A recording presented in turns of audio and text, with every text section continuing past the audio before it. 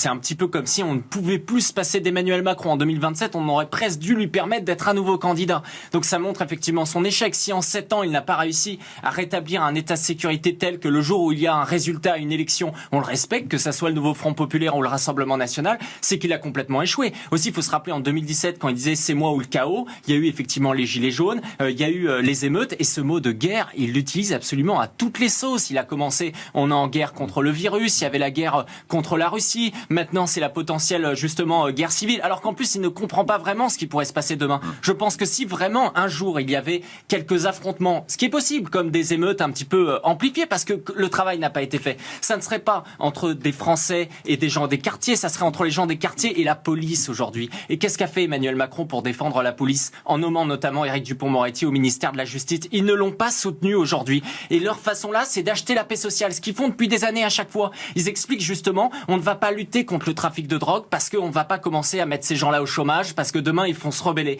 Il faut aussi être capable d'assumer de la force. Mais ça ne veut pas dire que l'étape d'après, c'est tout de suite la guerre civile. Ça montre justement, quand il utilise ce point de vue, que depuis 7 ans, à chaque fois qu'ils ont voulu prendre une décision d'autorité, ils se sont dit, ah non mais attention, ils ont pris d'abord en compte non pas l'avis des Français qui vont justement s'exprimer dans les urnes le 30 juin et le 8 juillet, mais ils ont pris en compte justement l'avis des dealers qui leur expliquaient, aux cocottes, n'oublie pas que les émeutes, c'est nous qui les avons arrêtés en disant aux jeunes de rentrer. Strauss-Kahn, c'est comme Villepin, eux ils font du business dans les pays arabes, et on sait très bien que depuis 7 octobre aujourd'hui, justement l'antisémitisme et l'antisionisme, il est devenu explosif. Donc ils le font aussi pour des raisons financières, des raisons propres, des raisons économiques. Villepin, ça ne m'a pas du tout surpris. Et Strauss-Kahn, c'est pourquoi? Parce que ce sont les gens qui depuis des décennies en fait participent à la haine de la France, c'est-à-dire qu'ils veulent déconstruire la France depuis le début. Et l'antisémitisme aujourd'hui qui vient de l'antisionisme, c'est quoi? C'est l'idée de dire qu'il faut justement déconstruire face souvent aux blancs colonisateurs. Et pour eux, le dernier État colonisateur, c'est Israël. Il y a une cohérence, c'est pas simplement un antisémitisme qui naît comme ça. Tous ceux qui justement ont rejoint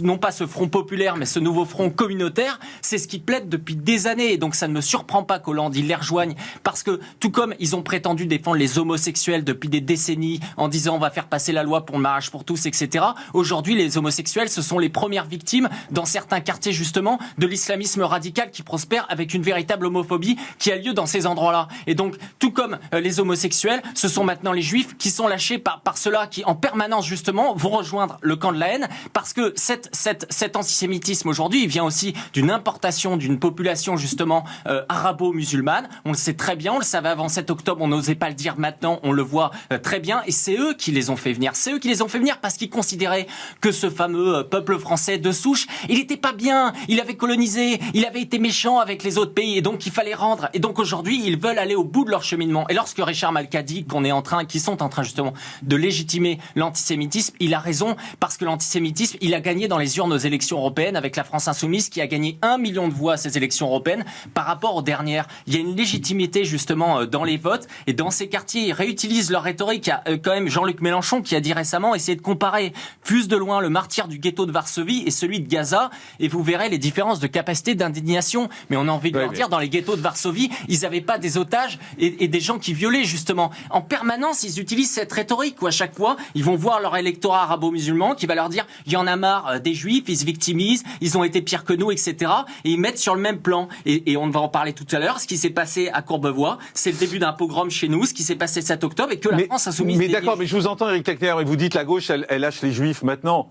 Glucksmann, il est juif, excusez-moi. Oui, Dominique Strauss-Kahn. Mais c'est pas. Mais comment vous expliquez que ces gens-là rentrent dans cette logique? Parce que je l'entends votre raisonnement, mais juste il y a ce problème. Excusez-moi, Glucksmann, Strauss-Kahn et d'autres qui sont juifs et qui rentrent dans ce raisonnement. C'est là où ça tient pas la route. C'est comme ceux de centre droit qui refusent justement de voir qu'aujourd'hui on est sur 2 blocs et ils devraient justement aller travailler avec le Rassemblement national. Ils restent en fait enfermés dans leur petite boutique. Ce sont des politiciens professionnels qui arrêtent justement d'écouter les Français. Et Glucksmann, c'est ce qui lui arrive. Et moi, je parie que dans quelques années, on va avoir une tribune de Glucksmann dans le Figaro qui disait « J'ai fait une erreur, je me suis trompé, mais ça sera trop tard ». L'antisémitisme, il a gagné dans les urnes aux élections européennes avec la France Insoumise qui a gagné 1 million de voix à ces élections européennes par rapport aux dernières. Il y a une légitimité justement dans les votes, et dans ces quartiers, ils réutilisent leur rhétorique. Il y a quand même Jean-Luc Mélenchon qui a dit récemment, essayez de comparer plus de loin le martyr du ghetto de Varsovie et celui de Gaza, et vous verrez les différences de capacité d'indignation. Mais on a envie de leur dire, dans les ghettos de Varsovie, ils n'avaient pas des des otages et des gens qui violaient, justement. En permanence, ils utilisent cette rhétorique où à chaque fois, ils vont voir leur électorat arabo-musulman qui va leur dire « il y en a marre des juifs, ils se victimisent, ils ont été pires que nous, etc. »